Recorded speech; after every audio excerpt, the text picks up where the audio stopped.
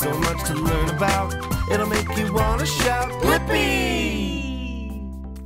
Hey, it's me, Blippi! Today, you and I are gonna draw a monster! There's so many different kinds of monsters. There's scary monsters, there's silly monsters, there's even happy monsters. But today, I'm gonna draw a silly monster. So first, I'm gonna take the green and draw 3 eyes. Yeah, just like that. Whoa, there we go. Whoa, this is gonna be a fun monster. Then I'm gonna take purple and draw the body. Ooh, I'm gonna draw around those eyes, just like that. Whoa, and then the body. Whoa, nice and wide. And then I'm gonna take blue and draw some tentacles. Whoa, whoa, wee, squiggly lines.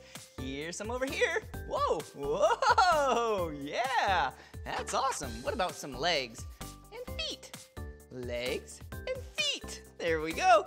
And then what about the mouth? Yeah, wee! Look at that silly mouth. And there's the tongue right there. And how about some sharp teeth? Oh, is that a silly monster or a silly monster?